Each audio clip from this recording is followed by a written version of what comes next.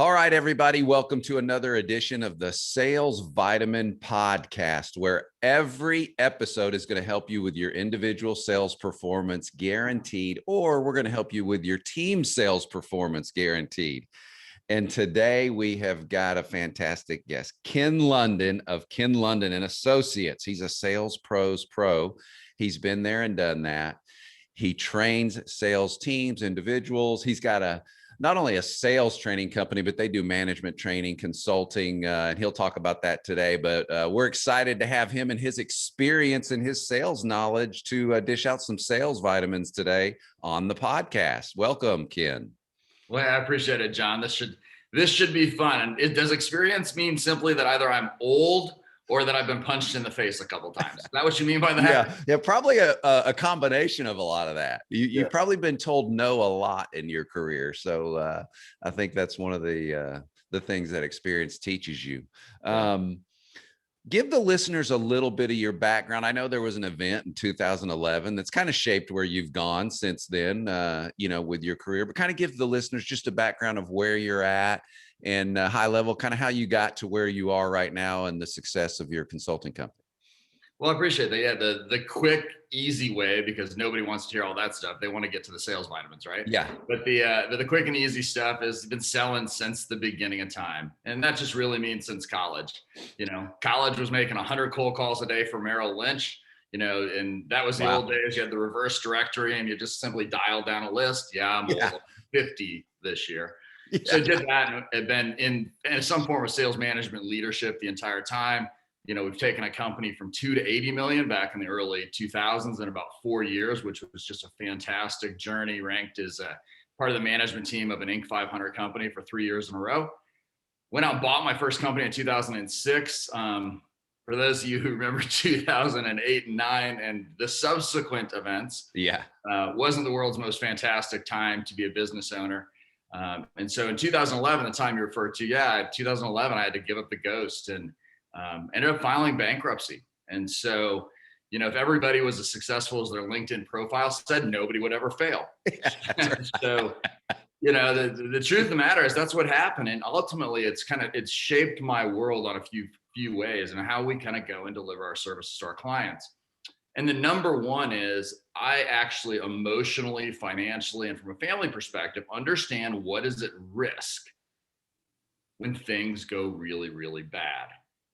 A lot of people, you can think about it and you can say you empathize with it, but when the guy came up to my house in December of 2011, my middle child was sitting there hugging on my knee when I opened the door. And when he told me he bought my house and that we need to be out by New Year's, that's a moment that really, from an emotional perspective, says, okay, so that's reshaped the way it is. Since then, we've, gone on. I had to start over. So here's the great thing about sales. Yeah. Get the skills, get the ability. And even when life punches you in the head, you get to come back. So started out, guess what? When you own a business that files bankruptcy, you go from, I was running an $80 million national company, owned a business that filed bankruptcy, and then took a mid-level sales job. Yeah. Right. 2.5 years in that, then VP, SVP, and off to my own business. And so, now we have 4 consultants working for us. We're launching the country of Brazil. We have 2 more on the way that are coming. And we're super excited about the impact we're having with our clients. Yeah. And you've got a very successful consulting firm, the Ken Lundin Associates. What do you think? I saw that, you talk about a lot of the sales myths, the black box and it's more art than science, and no one knows what works. Talk about some of those myths, from sales myths and kind of how you teach to that in your approach. Yeah, I think the myths come to, I think that you can look at them from a management leadership, the CEO. We have clients from, $2 million to publicly traded companies. Yeah. And, at the end of the day, one of the things that we found that's really prevalent is that these myths are pervasive, whether or not you're in the leadership or you're a salesperson. So what's that? Salespeople like to say, I'm really good because I'm really good. It's like, it's like, you need me, right? Yeah. And leadership has then fallen for it. And they're like, oh man, I got to go hire the person with the context, the thing, the whatever. So they're trying to make it like you got to be Van Gogh. Yeah. Well, the problem is they forget Van Gogh was awesome technically before the art mattered, before the actual his own individual contribution to what he was doing. And so we have this thing where we think it's this black box and we just keep contributing to it. We're throwing resources in it and we hope that we magically get to the right formula. And so from our perspective, I mean, sales is, from a salesperson to leadership to ownership to publicly traded companies, it is a systematic way to grow sales. And if you do not follow systems, then you are simply playing to get lucky. And I'm going to the casino later today, so it's almost like that. Yeah. Yeah. You really talk about, and it's prevalent on your website, the holistic approach versus the piecemeal, I would say, or a Band-Aid approach. So when a company comes to you and says, hey, we need to do this, but we need to do it across our whole sales organization, what does that sound and feel like? That's a good question, because most companies don't know that that's what they need. Yeah. Right. Here's the deal. I'm a manager, a leader. What's the path of least resistance where I can say I invested in my people? And then if they don't work out, I just look at my leadership and I go, man, I don't know what's wrong with our people. Yeah. Right. So, and I'm the guy who got paid to do this for years, but let's just train them. Let's bring in a guy and let's do 2 days of where we sit them in a classroom. Yeah. Well, the Effingham forgetting curve says that you forget 77% of that in just 7 days. Right. And for those of you who are out there in sales, you know it's true. Because Oh, yeah. I was the guy who also made sure that I was buying the tab the first night that we were there and we were all hanging out. And it was more about a social event than it was actually about the learnings. Yeah. And so when it comes down to the holistic idea, it really comes down to this. Think about if you're driving down the road and your car has 4 flat tires, which is often, they may not be fully flat, but in an organization that's not growing as quickly as they want, who may have an awesome product or service, that's kind of what it is. There's varying levels of air in each one of those tires. Right. If I decide just to try to cure one, I've still got a really, really bumpy, not smooth ride. Yeah. And so the model we put together says, hey, look, here's the deal. The only way this works right is if you get everything we got. And so we'll advise on strategy and process and talent, and we'll help with all those things. We had a company come to us 2 months ago that said, hey, we need training for our people. Well, they're in the middle of a sales reorg because they needed training, but their org structure was set up incorrectly. Right. And so what we're trying to do is say, hey, we're going to fix all the tires a little bit at a time. So even when we do training, we do it piecemeal, we reinforce it, and then we have it stack the next set of criteria on top of it. So sorry, I get a little passionate on my soapbox. No, that's good. That's good. Because I've been where you are, I've been to the sales trainings and the sales training really encompasses, well, we're going to bring you in 2 days a year and it's going to be a lot of rah-rahs. They may have an author come in and speak, or a sales professional come in and speak, but you're right. You leave there and it doesn't stick. It just does not stick. You may remember 1 or 2 things, but as far as, just that knowledge and the practicality of it, it doesn't become very practical. What do you see right now? What are the key sales skills that are lacking that when you go to these organizations and you work, before you even walk in the door, what's your mind kind of saying, I know that these things are probably going to happen and stick out, these sales skills?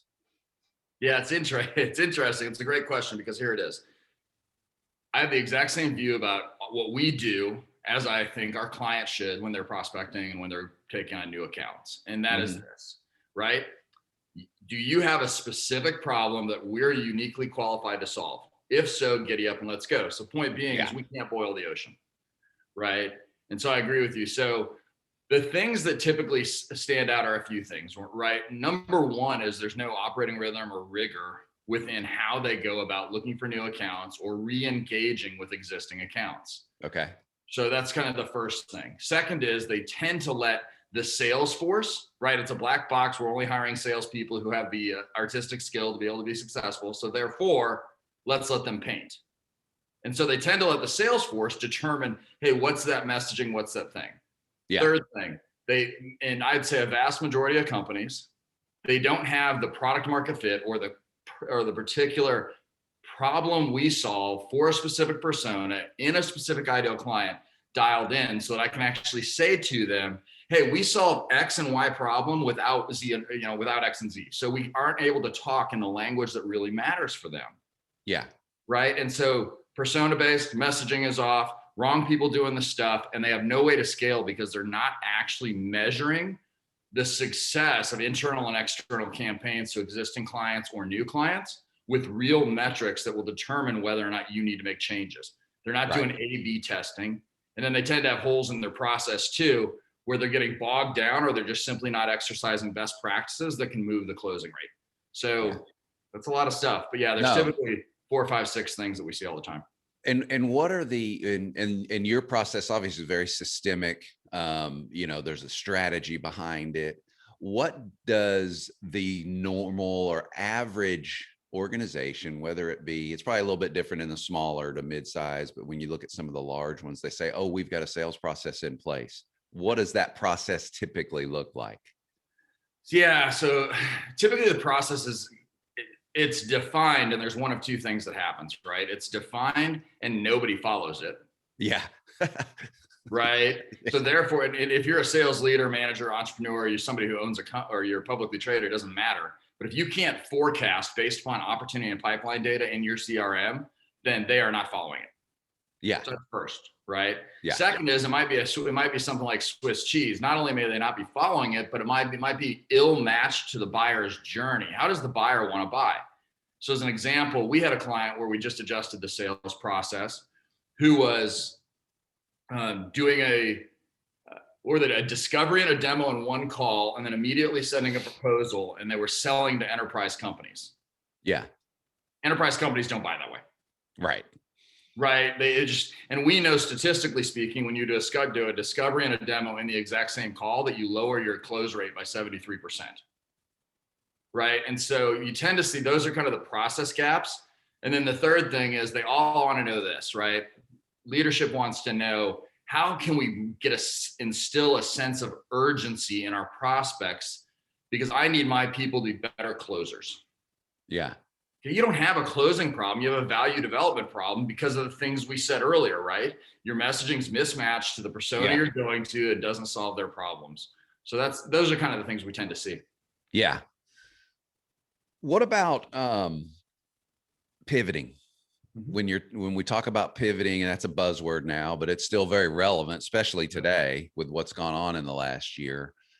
Where do companies struggle with this, specifically in the sales process or the sales piece of their business, when it's time to, you need to pivot, or you need to really start thinking about it?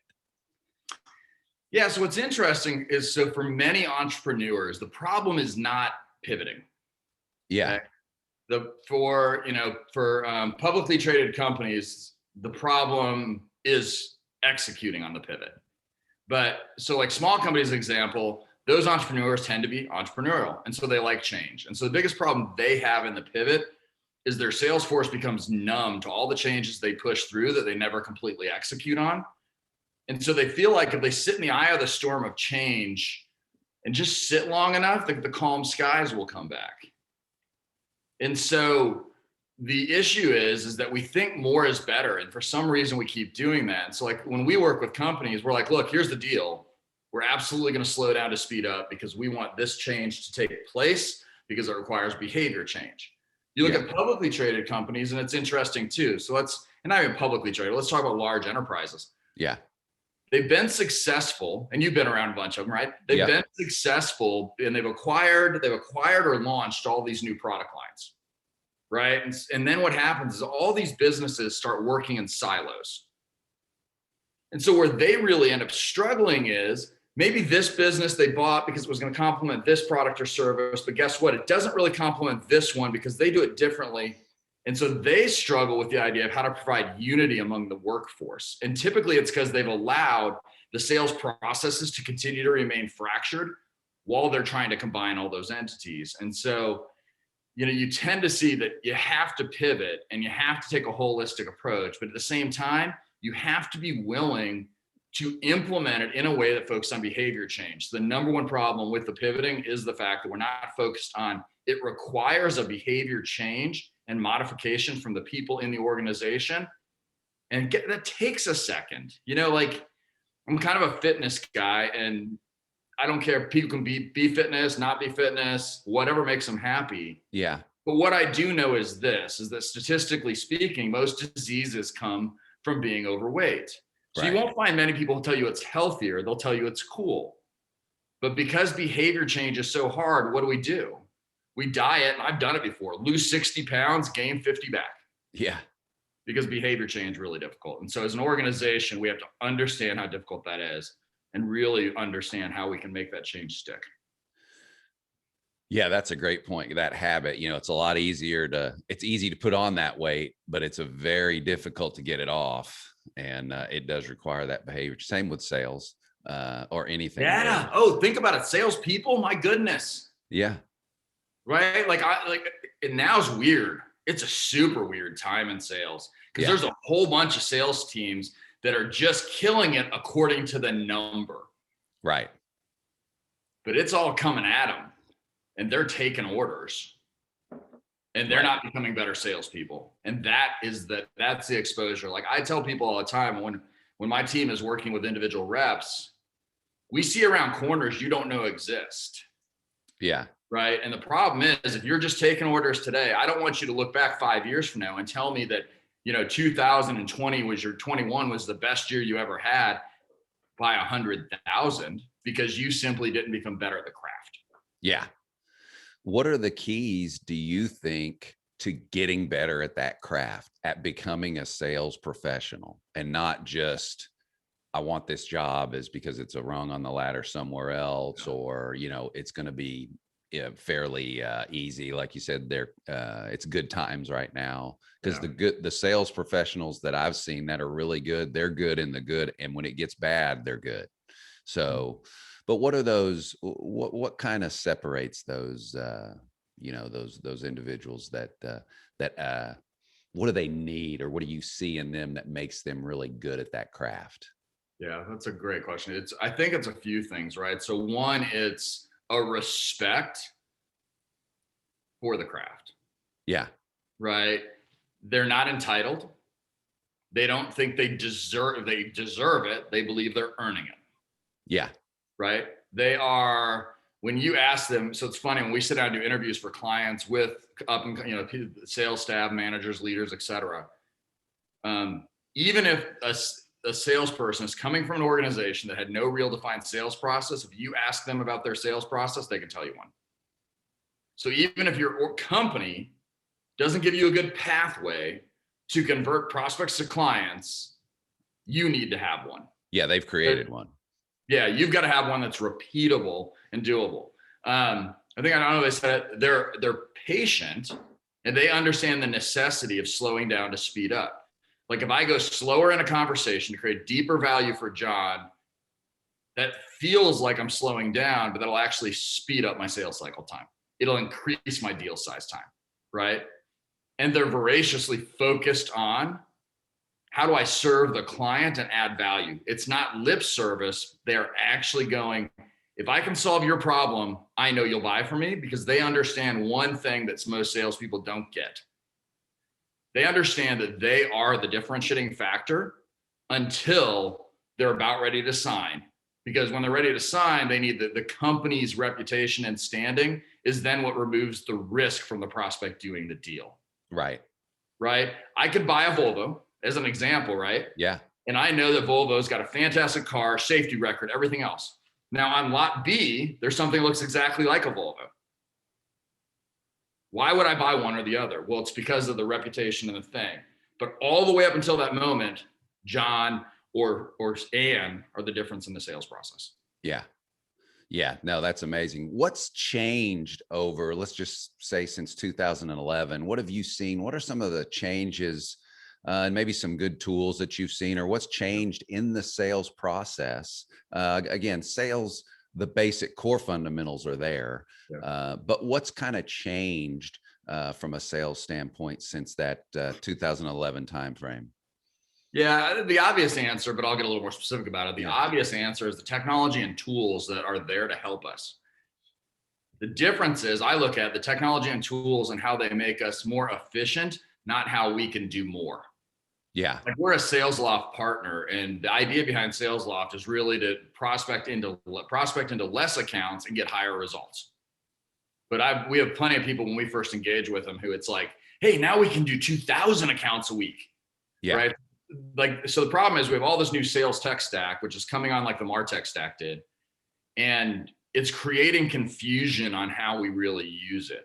You know, LinkedIn's a good example. Back in 2011, so 11 to 13 or whatever, I was with a company called Insperity, great company. Yeah.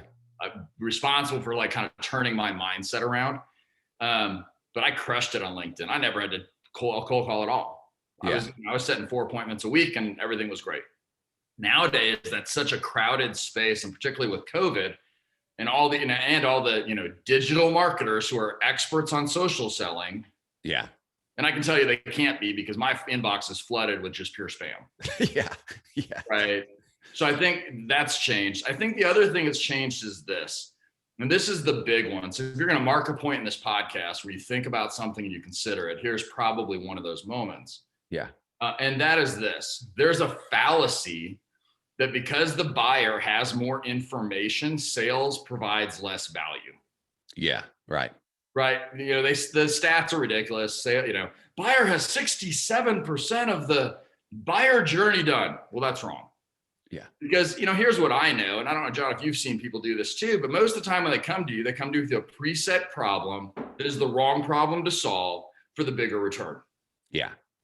So what really has happened, and the really smart salespeople have leaned into this, is if I can start to expose the latent pain, the unknown pain that they're not thinking about,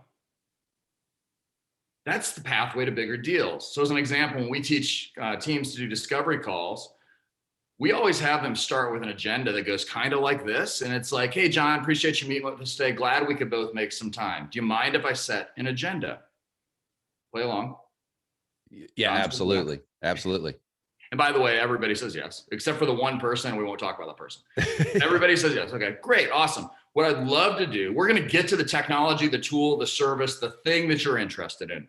I absolutely promise you. And it's state of the art. But what I'd really love to understand is, how does this fit into the things that are important to you over the next 12 to 18 months? From there, I'll sprinkle in some stuff about me and my company. Right. And then from there, you and I can decide whether or not we want to take next steps. Yeah.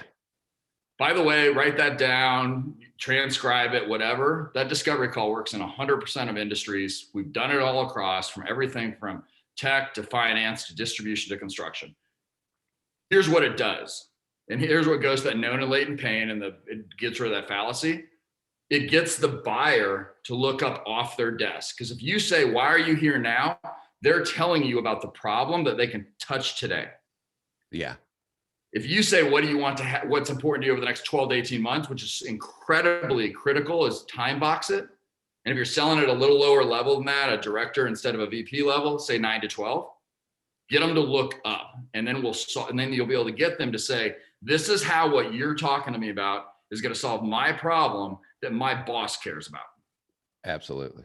So sorry, I got on a tangent there, but the idea is that's good. You got to get into that stuff. So maybe based on what I know of sales vitamins, that might be their morning. That might be the morning vitamin. Yeah, that's a jar full. I've seen, and I'd like to get your thoughts on this as well. One thing that I've seen over the last, I'd say 5 years and probably more, is that people, a sales professional may say, and even myself, I'm in the truck rental and leasing industry, so okay. Volvo, we rent and lease commercial trucks. And that I was in that industry for a long time with one of the world's largest truck rental and leasing companies. Yeah. Oh, we're commoditized. Everybody does this. Well, in today's sales environment, what I've found, and I'll let you comment on this because I'm interested to get your thoughts. Every now and then when you have people ask this question, I wish I had a real drink instead of coffee. Yeah. Everything is commoditized nowadays, just about. So the sales professional, me included, you need to be able to sit down when I'm talking with people over fleets of trucks that are millions of dollars over the next 5 to 7 year. If I can't uncommoditize our service, I'm not going to get that deal, because most of the time the services are pretty much the same, what they do. The Freightliner, the Volvo, the International, the trucks are the trucks, but the service and how I talk to a CEO or a CFO, their financial issues are different than the guy on the distribution in the warehouse. And so you've got to be able to add the value that you were talking about. Where do you bring value to the sales process and lead that customer through it? Because we're all commoditized. 100%. Yeah. So Gartner did a study, and I think I've got these numbers right. So 74% of B2B buyers actually want value in the sales process from their salesperson. Only 47% believe they get it. Yeah. Right. So that's the first thing.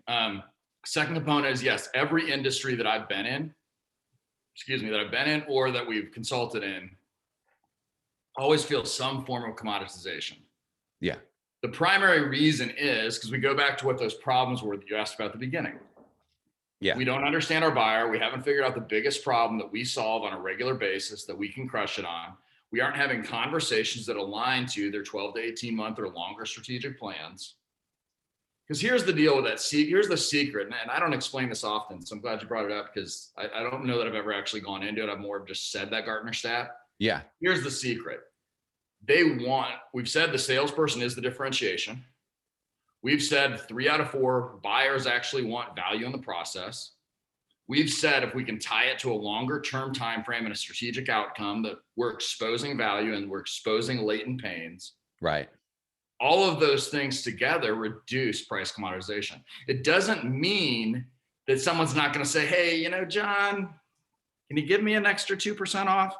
That doesn't mean it. That's not commoditization.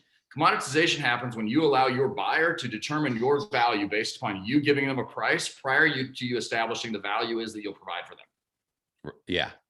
Right. Giving them a price and meeting two when you haven't properly figured out what that means. So I was working for a client a couple of years ago, and we were doing a deal with one of the largest companies in the world that does that they compete with taxis. Okay. So we'll let you know that. Yeah. And so for about a 6-week period, they were asking me, because I was a fractional chief sales officer, so I was working on behalf of the client. Yeah. They were asking me for a quote. Give me the price. And I did, nope. Hey, we got another way we can add value. Let's talk. Let's continue this process.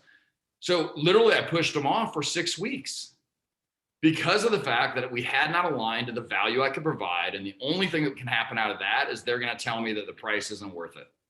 Right? Yeah. Hey, John, I've got this $1,000 pill that looks like a Tylenol. Are you interested?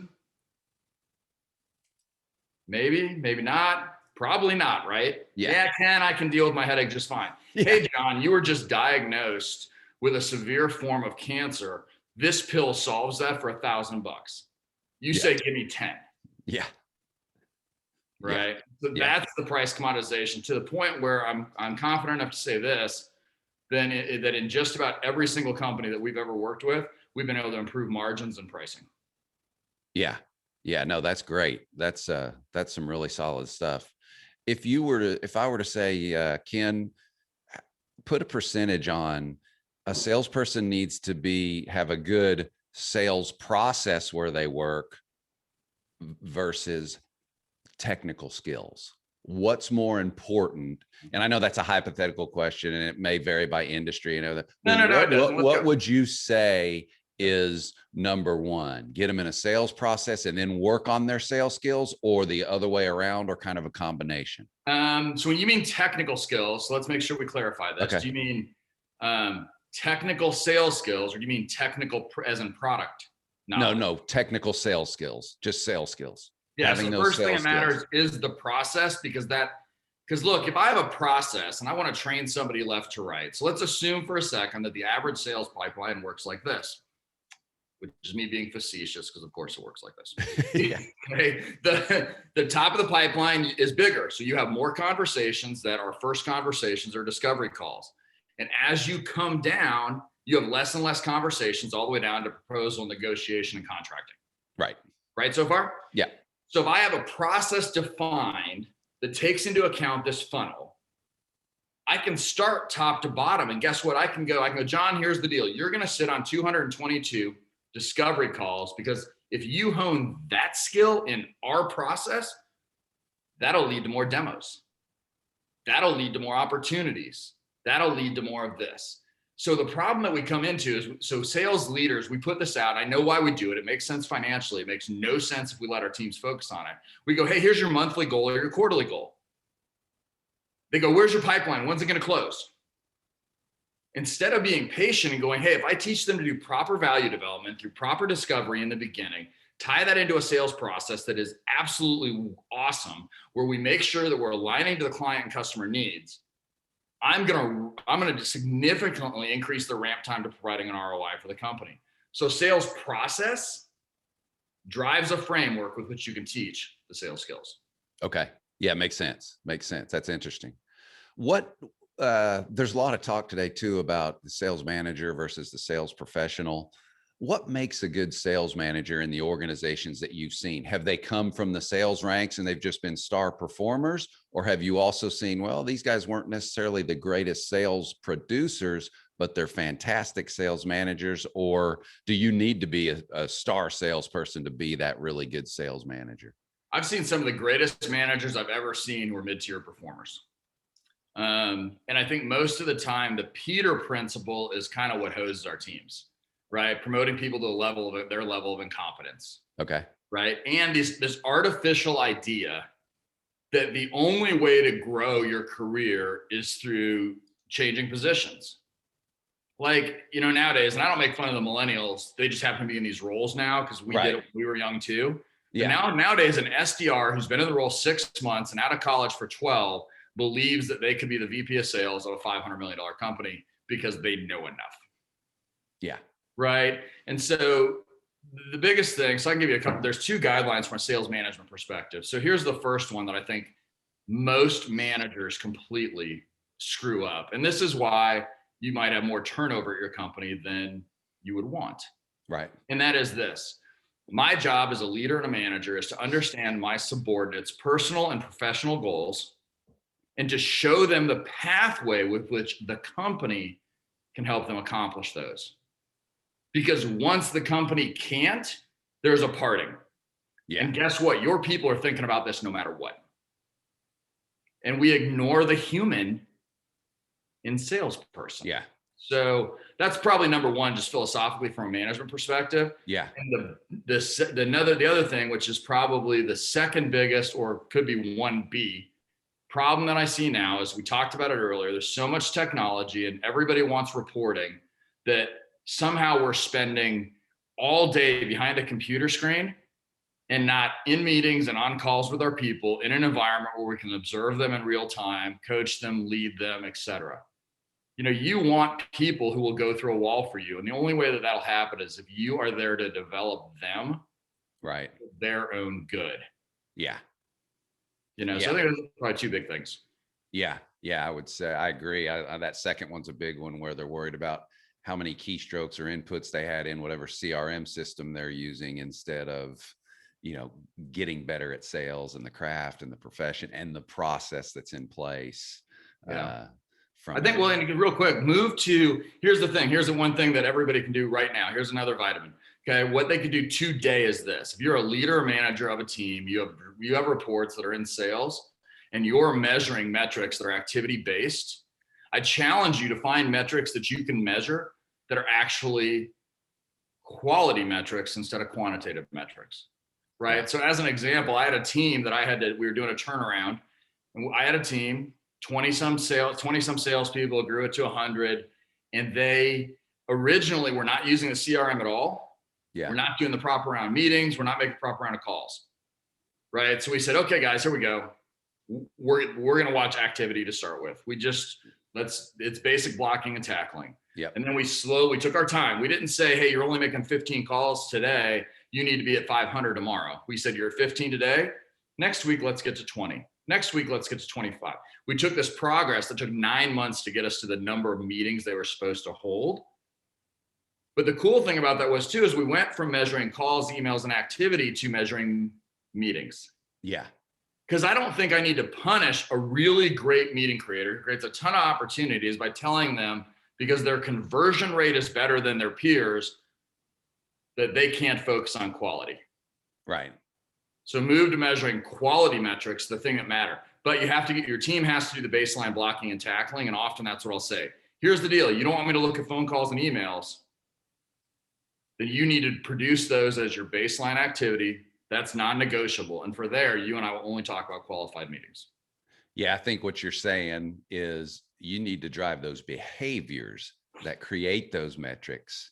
Yeah. And that can be difficult. How do you measure a behavior, or how do you track it? And those, but they will drive those metrics you're talking about, those behaviors that lead to demos, that lead to results. Yeah, it's cultural, right? It leads to a culture of performance when you go, here's the basic blocking. Because here's the other thing, right? We talk about management, and so stop me if I'm going too fast or if I'm just talking too much. No. Here's the other thing, right? As a leader, as a salesperson, whatever it is, you have to pretend that you're at a bowling alley. Okay, and here's what I mean by that. John, I didn't even ask you before. Do you have kids? Oh yeah, 3 girls. Okay, are they? And so at some point they've all been under the age of 13 if they aren't today. So we'll assume. Oh yeah, they're above that now. But yes, okay. We've gone through that stage. Did you ever take them bowling? Yes, we've been bowling. Okay, and so you know that the gutters. So us adults are supposed to be able to avoid the gutters by ourselves, right? Oh, yeah. The kids though, they can prop up these gutter guards. Yeah, the old gutter guards. Those are great. Yeah, and so here's the deal. If you're a sales manager, those are the guidelines that you're giving to your team so they can flow naturally to the point of development they need to be, which is the pins. If you're a salesperson, those are the guides that you put on letting a conversation flow naturally, but to keep it on track to move to the pins. So you kind of have to think about that. What are the guardrails? If you're in a leadership position, how do your people know they were successful today in a meeting, right? A week? What else tells them they were successful that is not the sales number? Right. Yeah. Sales numbers, it's a lagging indicator, right? Oh yeah. Yeah, absolutely. Yeah. It's like the P&L. That's just a lagging indicator of how well you performed the last month, quarter, or whatever. Yeah. So yeah, no, that's a great analogy, the bowling alley. Tell the listeners where they can get in touch with you. What's the best way to get in touch with your organization? If any of the listeners right now have a sales team that they're managing and they want to get in touch with you, what's the best way to get in touch with Ken Lundin and Associates? Perfect. Yeah. So I think 2 things to get to me personally. So I'll let you do that first. And okay. So they can get to me at kenlundin.com, LUNDIN.com. Okay. Super hard, right? First name at kenlundin.com. Second, hey, hook up with me on LinkedIn, and then put in the actual invitation, the connection invitation that you heard me here with John. So do that. And when you do that, if you want to we'll give you essentially a free kind of sales strategy session. Cool. Which is an hour-long session where we'll just talk through what's going on in your world. Worst case scenario, you leave with a few actionable things that you can go do. So that's a great way to do that. Connect with me on LinkedIn or through email in that manner. And then if you want to see more about what we're doing and what the team's doing, our expansion into Brazil, all those cool things, kenlundin.com is a great place to kind of keep up with us there. Okay. All right. So all you listeners, personal email there, you got LinkedIn, which is great, or the website, and you're getting some free value of valuable time with Ken and his team. So make sure that you take that step and get to one of those mediums of communication and get in touch with him. So every guest answers this question, Ken. This is my last question for you. And every guest I ask, if you had one sales vitamin to give to a sales professional or a sales leader today, what do you want to leave them with? What's that one sales vitamin that's going to improve their sales fitness? The path to bigger and better deals, to faster deals more frequently, is the discovery call. It's nothing beyond that. And you must crush the discovery call in order to actually sell more, quicker, more often. Okay. That's all right. So all you listeners, and I'd agree 100%. I think that's something, and I've done it and been there, you gloss it over and you get the information and then you're so excited to do a proposal, but you're right. When you spend the time, because I think you add a lot of value if you do that right. Yeah. People ask me, they say, Ken, why have you been successful in your career? Ken, why are your teams so successful? We've had companies go from negative $2 million in net income to a sale for $30 million in 3.5 years. We've worked with publicly traded companies. And the number one thing, and I'll just give you the secret, I crush discovery. My team crushes discovery with the teams we work with, because it leads to all the stuff we talked about: better pricing, more frequent deals, more often. Yeah, that is great stuff. That's just awesome. Well, Ken, it's been awesome having you on. Appreciate your time. I know it's valuable, and I think I can't wait for the listeners just to hear this, and they're going to get a whole jar full of vitamins. I hope so. I loved it. Thank you for having me, John. This is awesome. You bet.